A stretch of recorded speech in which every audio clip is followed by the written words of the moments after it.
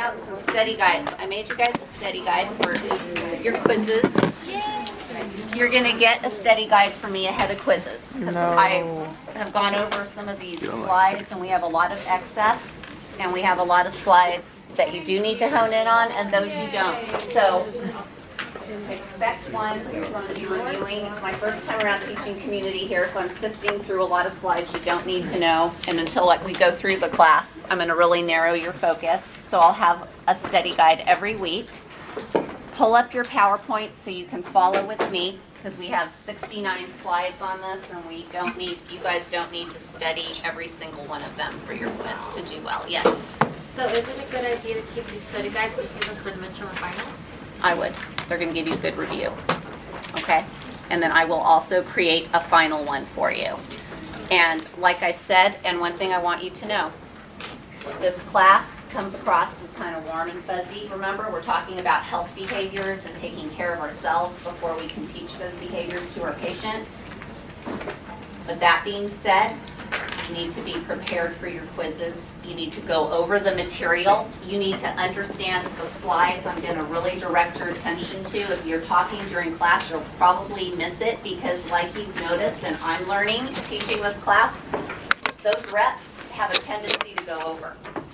So I'm really well prepared to teach you what you need to know, and we're going to have a condensed class. I know I had Jessica Shamus doing our fitness break. We might do it, we might not. My biggest priority right now is to get you guys reviewed, okay? And then when we're done, we'll hand this out, okay? So you're off the hook this quarter, but maybe next term.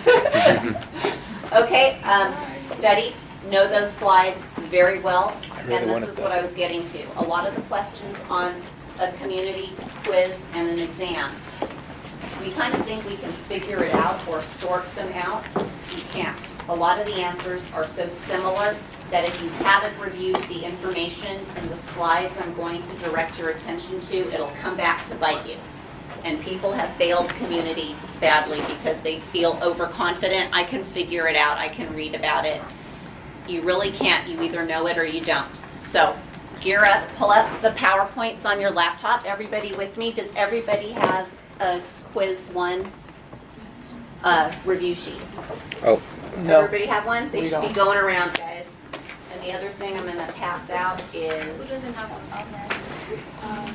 an attendance sheet.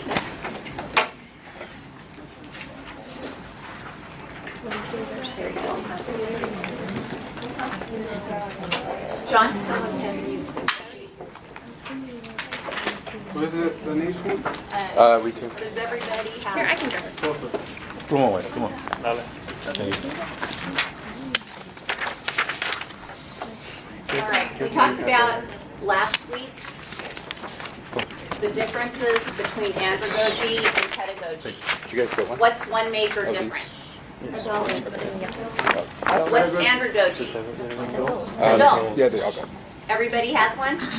Yes. Okay. And pedagogy? Okay, separate ones. What are some major differences in how they learn? One is reward-based, one reward-based, one. I don't know.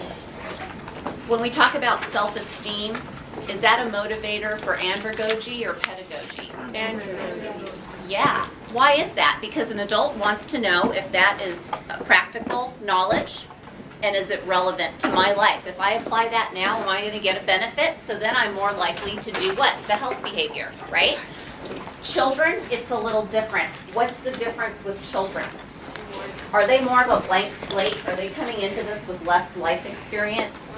Right. So usually when we're talking about educating children, what are we talking about? Something that's prescribed, that's chosen for them, that's simple, clear.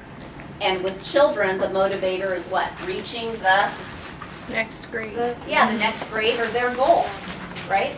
Because right now they don't see necessarily the practicality or relevance right away, but they know that this probably, most likely, is good for me, right? Okay, so those are some key points to understand. This is a slide I need you guys to really learn inside out. You're going to see many questions on this, on the differences with andragogy and pedagogy. You need to learn the way they learn, their motivation for learning, how ready they are to learn, and their experience, okay? So, point number 1, I need you to be familiar with this one. Okay, on to 5, teaching styles. We talked a little bit about how teaching styles can develop or affect the type of student, right? You guys took your teaching styles and learning styles homework assignments, and you learned a little bit about how you learn. I saw a lot of kinesthetic. I took a peek at some of your assignments, oral learners, visual, right? I looked at your teaching styles assignment. I saw some responses on, some were delegators. A lot of us were experts. We were comfortable with that, right? A few were facilitators. That's kind of a hard teaching style to develop. It requires less hands-on, more motivational. But it was interesting to see that. Is there a right or wrong? No. It just lets us come in tune with how we learn and how we teach. And that can be reflected in how we educate our student. This is another slide, number 5. I need you guys to know the different types of teaching and the type of student that type of teaching style would churn out, okay? So if you are an authority coach, what is a quality of student that would benefit from that? Someone who is dependent. If you are a facilitator, tell me about your student. What would they be? More involved. They just need a little bit of direction, but they're involved. Ideally, that's where we want our patients to be, is in the facilitator or the involved section, so that we're guiding them. And then motivator or guide, what kind of a student? Interested. So be familiar with this slide on teaching styles. Understand, like the outline says, what kind of teacher would produce what kind of student. All right, so we're going to go down. Move on to a few different points on pedagogy. I would read through some of these. Just understand the general differences in how children learn and how adults learn. So now the slide number 6. Slide. Do you know all of them? I would not, I'm not asking you a question for this quiz on 6. Let's put it that way.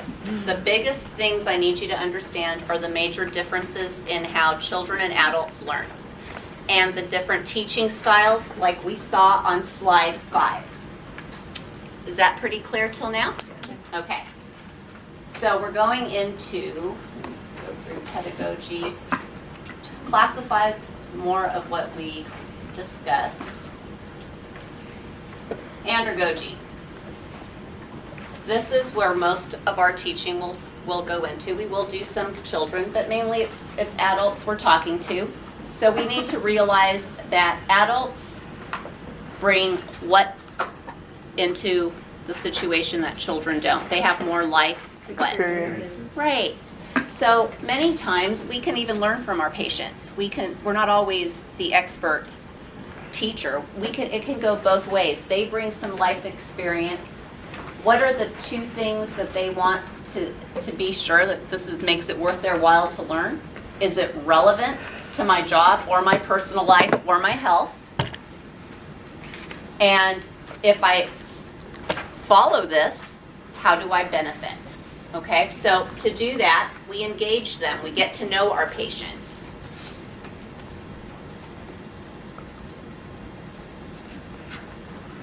And again, it reviews the qualities of adult learners.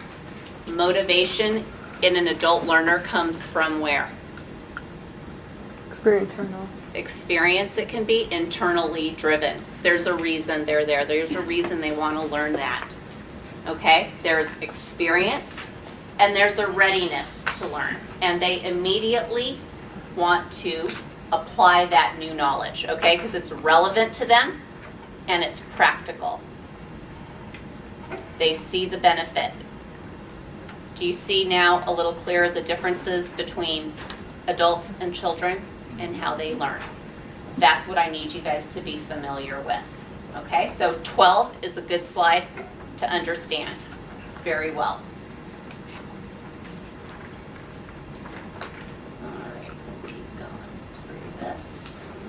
learning, it's a cycle. How do we apply these principles?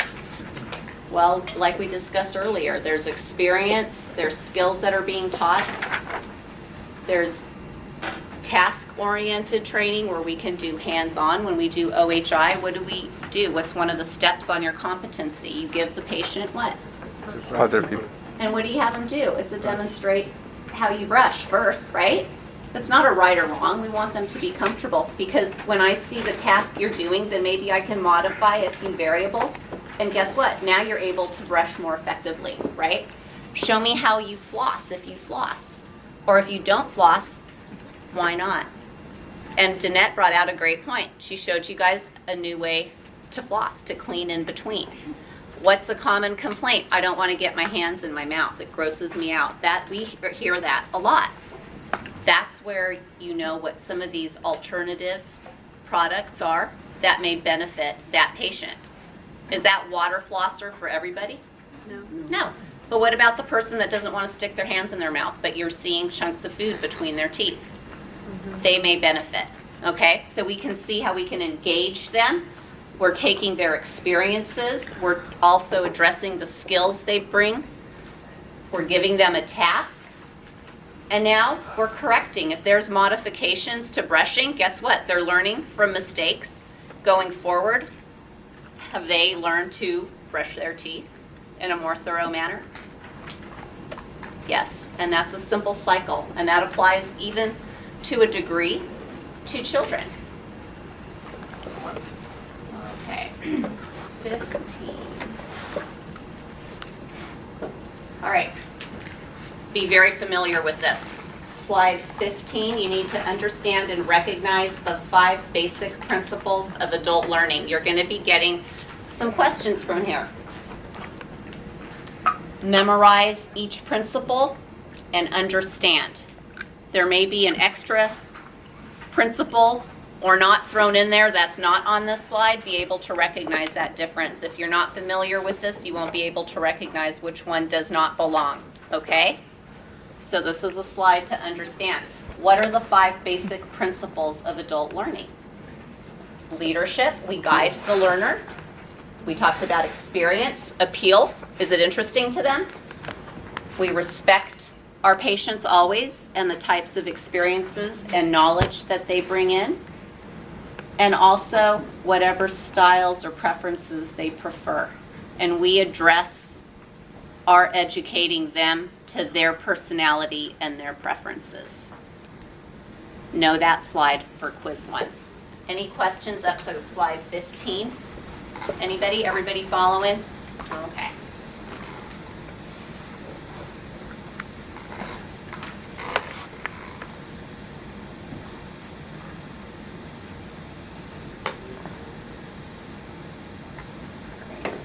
Talk about expectations. 19. This is a good one. Write this down. A slide to know for number 1 on your quiz review. Helping you understand the differences between andragogy and pedagogy. Again, it's another review on how children and adults learn.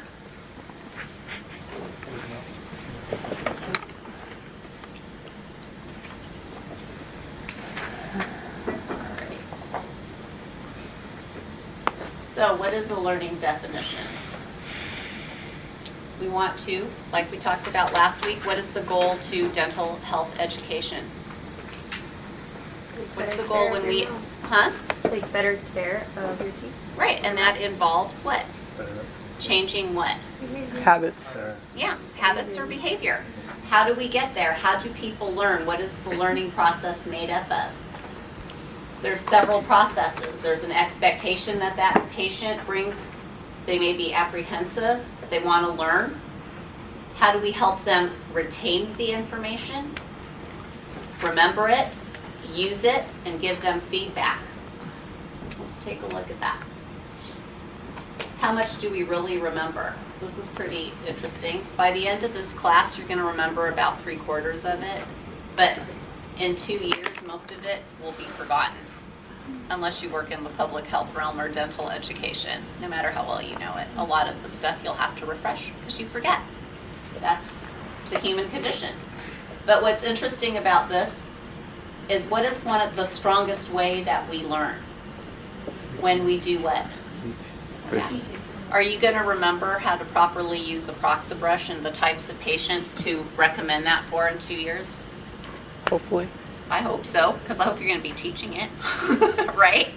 You may remember that a lot more than some of the learning theories we're going to go over, right? Which you may completely forget. But that's how we learn. We learn by teaching. We learn by hands-on. And it starts first with getting involved. The more we see, we hear, we touch, we're involved, and then ultimately teach and repeat that, it gets solidified into our long-term memory. So that's what we want to do with our own patients. We want to remember that's how people have the best chance of retaining the information. And if they can retain it, guess what? They're going to most likely, what? Do it. Use it. Absolutely. All right. So for adults to learn, we want it to be, first of all, free of distractions. But this slide right here, you need to understand this. Understand the elements that are necessary to commit information from short-term memory to long-term memory. Repetition, interest, context, emotion. Those are 4 elements that you need to know. Okay? How do we use repetition, interest, context, and emotion to get from just feeling like, gee, my gums hurt. What do I need to do to prevent any more dental discomfort, to long-term memory and making a habit? And we're going to go over these next slides, so I want you to be familiar with 26, 27 to 29, okay? So first of all, there needs to be an interest, like we discussed. Adults learn because they're self-motivated. It could be self-esteem. It could be to get their gums to stop bleeding, right? It could be because I want to have whiter teeth. They seek learning, basically, to cope with an event that has changed their life, or to answer a question, or to improve their health. When we talk about the healthcare setting, let's say somebody has had a lot of pain. They don't want to have to deal with bloody gums or an abscess or tooth loss. And that's a more powerful motivator than wagging your finger at somebody and telling them that that may happen to them. When they've experienced something, that will pique their interest.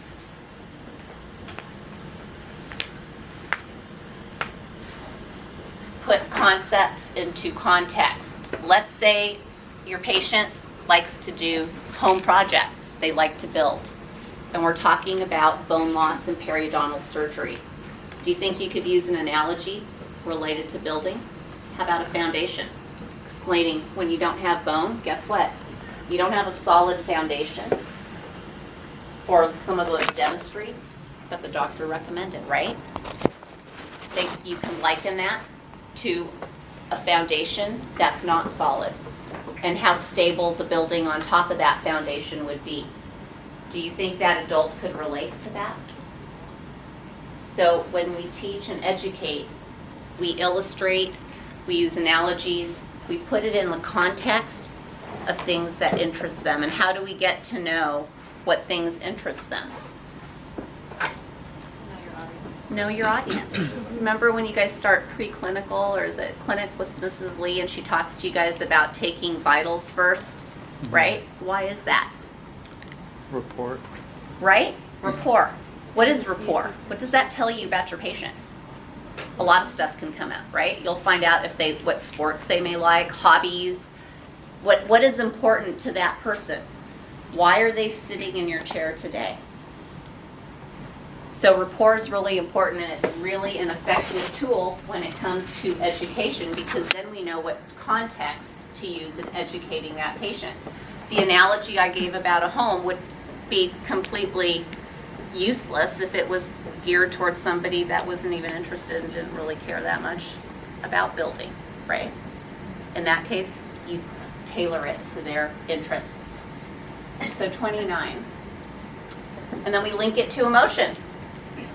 Emotion can be a motivator. Pain can be an emotion. If they're uncomfortable, they don't like their gums hurting, that's a powerful motivator. What about the desire to have whiter teeth? Prettier smile. Is that a motivator? Absolutely tie that in. And that can also be applied to children and young adults and teens, right? They start now becoming more self-conscious than when they were 4 or 5 about appearance, odor, right? They start taking an interest in whiter teeth. So we want to have that rapport and understand what is important to that patient, because that is a way they learn. So be familiar with how do we commit from short-term memory, information from short-term memory to long-term memory. 26 all the way to 29. Everybody wrote those down? Yeah. And be able to recognize examples of that, because you'll be asked questions. What element of learning are they talking about? Any questions on any of the elements we went over? Everybody's following? Okay. Eileen, do you have a question? You're okay? Are you following? I was just following the 26. To 29, yeah. Okay. Everybody follow? Everybody clear? Okay. So let's go into the learning theories that we need to know. We've got a lot of learning theories stuck in here, but the few that we need to really be familiar with are the most common. You see all these terms, you do not need to know all of these terms, okay? So we'll go past this. What I want you to hone in on is we're going to talk about Maslow's theory, his hierarchy of needs. Have you guys heard of Maslow's at all before you got here? Basically, in a nutshell, what is it? What's the point? What's he saying? AJ, you want to volunteer? I'm trying to think. What do you? Yeah, go ahead. So, Or go ahead. Whoever, whatever. Speak up. Okay, well, there are certain requirements, I'd say needs that have to be met before you're able to, I would say, find fulfillment in other things, so like security, safety, or Right. housing or shelter. And if those are not met, it's hard to experience higher fulfillment. Yeah, to learn even more. An example, if someone is homeless and hungry, are they going to be listening to you tell them how to use a Proxa brush between 14 and 15? They got bigger problems. Bingo. Remember that. Make a note on Maslow's. That's it in a nutshell. I want you to understand that. There's a certain level, okay? First, we have basic needs that have to be met. And it will not progress to anything more unless those needs are met. And here's an example. This is another slide you need to be very familiar with. It helps you understand Maslow's theory, 32 and 33. At the bottom, which is the basic, are physiological needs. Did you eat? Do you have a safe, clean place to sleep? Did you take a shower today? Then there's safety. Are you in an abusive situation? Are you going to really be worried about periodontal disease if you're getting beat up every evening, or you're worried about your children, or a child is fearful? Yes or no? No, you've got bigger problems. Forming relationships, environment. We're human beings. That mouth we look at is attached to a person that has feelings and emotions and problems and stress, right? Are they okay? We need to project that in us too. Are we okay? Patients pick up. And then there's esteem. Are needs being met as far as peer pressure and classroom or social settings, right? And then there's self-actualization. When basically everything is pretty much in order, that's really when that person is at the peak level for learning. But if you're got these two fundamentals basically covered, from there you can begin learning, especially if it's has anything to do with relationships. At this next level, this patient or this student will be more open to learning. The next level would be esteem. How will this whiten my smile, right? I don't want to have cavities or little kid, you know, I want to be able to have no cavities and go to Disneyland or get a reward, right? And then self-actualization. I'm able to do this and I want to learn, and not only there, I want to learn more. I don't want to stop. Do you see how that works? But if basic needs at the bottom are not met, what Maslow was talking about is that student is not interested because they have bigger problems. So remember that and be familiar with 32 and 33. Okay, we're not doing 34, but we're doing 35. Be very, very familiar with the learning ladder. And this is, when you think about it, is how we learn. It goes from not even knowing you have a problem to being aware you have a problem, to understanding that maybe if I solve this problem, it may be in my self-interest. Okay, what do I do? Involvement. Action is putting that plan together and then doing it. Changing the behavior is a habit. Could you fall off from action to involvement or habit to action, you think? When we're starting a new health behavior like exercising or flossing, or with tobacco cessation when they first make a really concerted effort to quit? Do we reprimand them? No, we love them back up. We love our patients back up and we help them go the next rung. Okay, this is how we learn. What I need you to make a note of is this does not tell us what the patient's need is necessarily, or how ready they are to change. It is merely a step-by-step ladder that shows the different stages of learning. You want me to repeat that again? On the learning ladder? It does not determine the patient's needs or readiness to change. It only tells us the steps from unawareness to habit of how we learn. It only teaches us how we learn.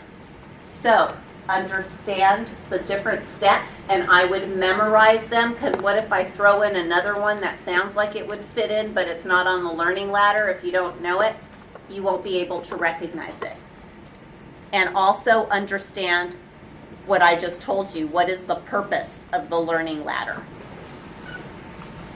Pretty clear? Everybody on board? All right, we're moving ahead. Sorry, we've got to kind of move it. Fast speed. Okay.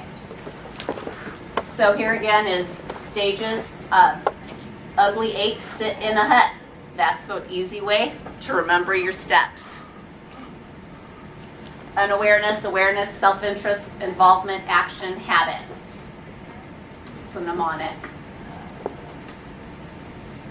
All right. Okay. On slide 37. I need you to know we're not going to even think about constructivism, so don't worry about this column. Cognitivism, behaviorism. I'm going to give you some simple notes that I want you to write. You're going to go first on to D, behaviorism. Are you following with me on the quiz review? Under that, you're going to understand that when we talk about behaviorism, we are observing new behavioral patterns and we're focusing on how to learn. That's what behaviorism is. How do we learn and what are behavior patterns? The examples we're going to talk about shortly about Pavlov. Do you guys remember Pavlov and his dogs? What did he do? Ring a bell. Rang a bell, and after he rang a bell, he gave the dogs a what? Treat. A treat. Did the dogs learn that happened every single time? Yes. How do we know? What did they do They every time he salivated. rang a bell? They salivated, right? That's what we call classical conditioning. There's a stimulus, there's a response. Okay? When we talk about operant conditioning, want to teach Daniel to sit and take notes in class. So every time I see him take Good notes in class, I'm going to give him a candy bar. But when I don't see him take notes in class and I see him talk, I'm going to kick him. You're gonna kick him a lot. I'm going to kick him a lot. Exactly. Negative reinforcement, positive reinforcement. I'm wanting to have a behavior, a specified behavior, and when I see that behavior, what am I doing? Giving what? Positive reinforcement, right? I want to encourage that behavior. But when I see the negative side, I see him chatting away and not listening, I kick him. What's that an example of? I want to extinguish the behavior. That's considered operant conditioning, okay? Parents use that a lot with children. I do that with my middle schooler. I take away the iPhone. It's great. Gives me great leverage right now. Okay, the iPad, all the Apple stuff. Her life is over. It's good. Operant conditioning. When you think of Pavlov's dogs, that's classical. There's a stimulus like the bell. The dogs know they're getting a treat and they're drooling. And all of that falls into behaviorism. We are tinkering with behaviorism. We are modifying the environment to get the desired behavior. Is that clear? Yes, shoot. The operant, that's Yes. positive or negative. Yeah, think of me kicking Daniel. Or giving him a Or giving him a candy bar. Yeah, Everyone's gonna remember that now. that's operant. You guys got it? And Pavlov's and his dogs, that's classical. And that's focused on behaviors. We're looking at new patterns and how did they learn that? Okay, now we'll go back up to cognitivism. Before I do that, do you guys have slide 30, what is this, 38 and 37 to know? Do you guys have that? Okay. So we're going to cognitivism. Under cognitivism, get your pencil out. You're going to write. We're basically looking at observable and measurable elements of behavior. How do we measure a behavior change? We're looking at the individuals. See the top part of this box here under cognitivism? They're observable and measurable behaviors. And we have two people, Benjamin Bloom and Piaget, that talked about cognitivism.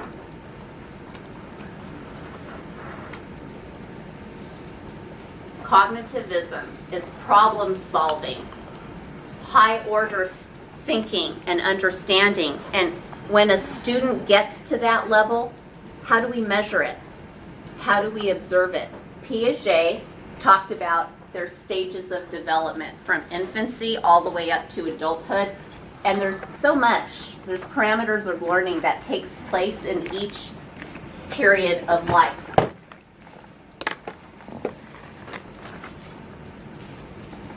Slide 40 for cognitivism, I need you guys to understand. 41. He described the four stages of child development. And at certain stages, children are going to act a certain way. And we have another slide that illustrates that. Let's see, right here. Take a look. This is the other one I want you to write down under cognitivism. We see 0 to 2, all the way to 12 plus into adulthood. There's certain parameters depending on development and behaviors to expect based on where they are in development, okay? And that's cognitivism. Benjamin Bloom gave us ways to measure that learning took place. How do we measure? We have to have a standard. How do we know that Sunshine learned the lesson I taught? How do I measure that? Like we measure a pocket with a probe, right? So this is where he gave us Bloom's taxonomy.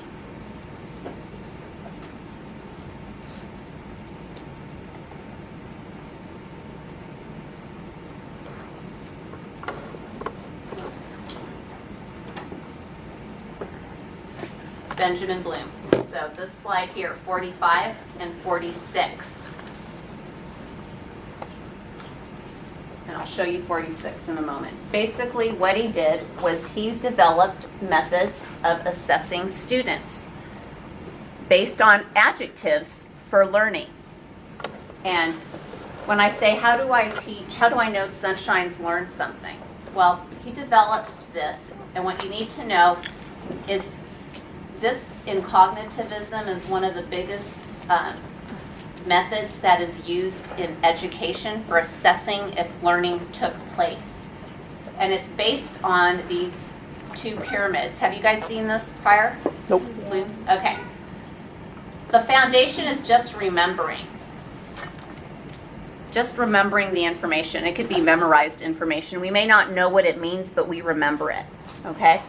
Then there's understanding.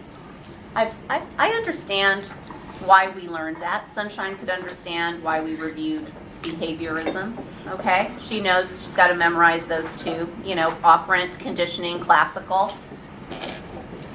But she starts to go home and she's applying it. She's disciplining her children with some operant conditioning, candy bars and kicking, right? But then she takes it up higher level. Now she's able to analyze it, and she realizes she probably shouldn't be kicking her kids, okay? But she still understands the concept. Do you see what I'm talking about? It takes it now to a higher level. And then she evaluates her behavior and creates, ultimately, a better way to discipline that may use that same principle, other than candy bars and kicking. So, in Bloom's taxonomy, many times when they ask educators to measure if the student has learned, and you'll do this when you go into the classroom, the student will be able to demonstrate, explain. See those adjectives? What do they measure? They measure level of learning. They will demonstrate proper floss techniques. They will explain the cause of dental caries. It's not just understand. I don't know if Kevin understands until he starts to demonstrate in some measurable term that he understands. And then at the level of his understanding is explained how complex that is. He creates his own method. Do you see what I mean? So that's where Bloom made that classification, is how we learn. We take it in. We have different ways of going up that pyramid that show that we really are mastering that knowledge. Yes. Do you want us to know the 21st century one or both? 21st century Bloom taxonomy. It's right here. In cognitivism, it says in parentheses, do you see it? Bloom's Yeah. taxonomy, memorize 21st century. Okay. So, sorry. know your steps in proper order, okay? Because there may be another step thrown in, that's not a step. That's not in Bloom's. Everybody follow me till now? Okay?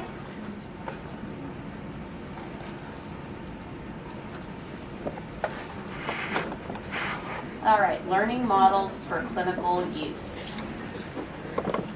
Health belief model, 48. I need you guys to be really familiar with the health behavior model change, health belief model. Basically, in a nutshell, health belief. If I feel I'm susceptible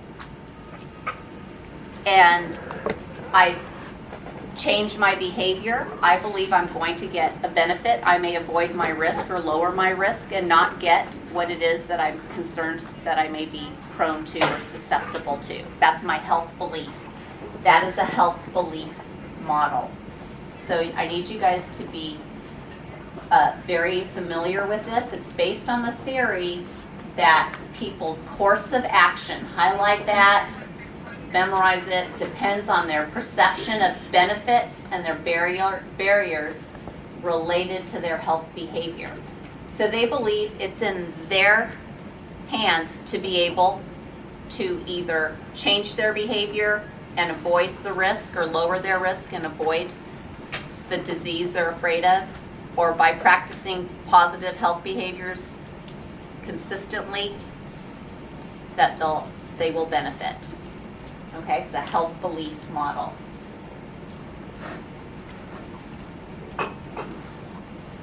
Understand also slide 49, the 6 elements in the health belief model. Are you susceptible? How serious is it? Are there benefits? Are there obstacles? What is a cue to action? And am I confident in myself every day to carry out that behavior? High self-efficacy for those who, let's say we work on brushing and flossing, they do it. They start doing it every day. That's high self-efficacy in that. Those of you who are daily exercisers or stick to a pattern of healthful eating, you have high self-efficacy in that, okay?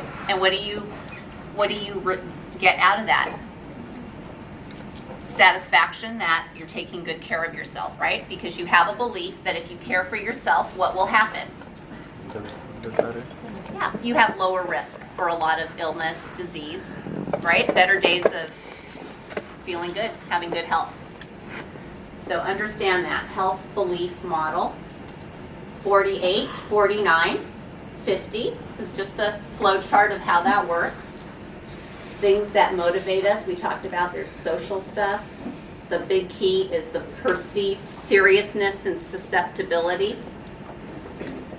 The threat of that, is that imminent for us? Are there barriers to overcome? What I need to do?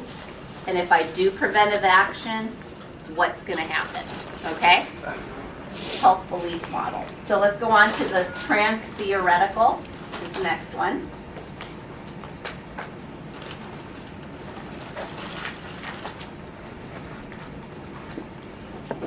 Slide 54. Stages of change. This is the stages of change. The other name for this is the trans-theoretical model. You need to understand all the steps from pre-contemplation, contemplation, preparation, action, maintenance.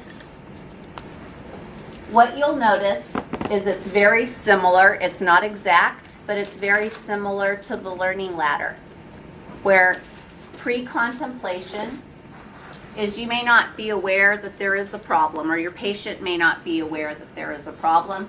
You let them know. Then there's contemplation, where they may contemplate making a change, but they're not there yet. Then there's preparation. What are you doing, encouraging your patient, helping them to move forward with the plan? Let's have a plan developed of what we're going to do. Mrs. Smith, we're going to start flossing every morning before you brush your teeth to make sure that you floss every day. Because when you wait till you come home from work or before bed, you're usually too tired. And it's not helping some of the pockets back there that I know would clear up after I scale them and you clean them with some dental floss, right? So you have a plan. Then you have action. You get into that, you do it, you apply it. Again, at action, you can slide back. It may last, it may not. Or you could even move forward to maintenance. And at that point, it can last. Or it may not. Again, what do? Do we reprimand our patients? No. We love our patients back up, and we nurture that, and we support them. Okay? So be familiar with the learning models, the stages of change,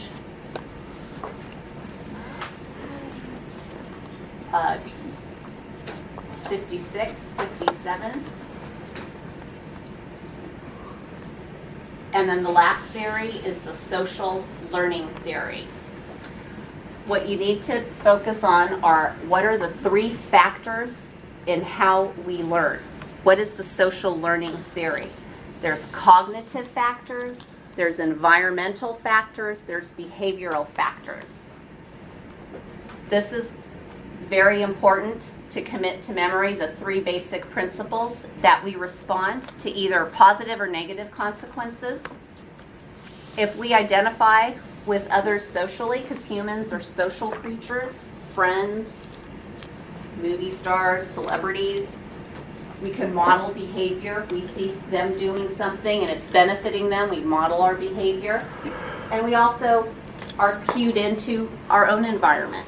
And this is really important to keep in mind how social learning theory the importance of it and how it affects people as we go into tobacco cessation. We're going to touch on that a little more next week. But we are affected by our environment, so be aware, be cognitive of all three of those. Cognitive or personal factors, our behavioral factors, and our environmental factors. All right. And that is it. That's it, guys. We covered it. Breakneck speed. All right. Everybody is starting to, or hopefully this week, going to be looking at what's due next week, our personal mission statement. Have you looked at the rubric on Canvas? Yes, it's due next Wednesday. Basically, it's a one-page, very personal. It can be emotional. It's a good self-reflection of where you want to be as a clinician, where you want to be as a health educator, as a person. You can incorporate some of the principles that you learned in teaching styles and learning styles. And I would frame it in a way that is positive, that sets goals for you. And it can be one page, double spaced, and turned in next Wednesday. All right? Yes. As far as the rubric goes, it shows kind of how you're going to be grading us on it. Yes. But how you said it was one page, and a double space, and you're telling us exactly. Is there an area that shows us where that is? Like, will you explain? No, I'm just explaining that to you Okay. now. So it's a one-page example. Yeah, And it's just of where we see ourselves. absolutely. As a clinician. Yeah. What are your personal goals as a dental hygienist? It's a very personal paper. Okay? Yeah. Any more questions on the assignment? Quiz next Wednesday. Okay? All right. All right, Ms. Lee, it's all yours. What about the rest? Yeah, what do you think?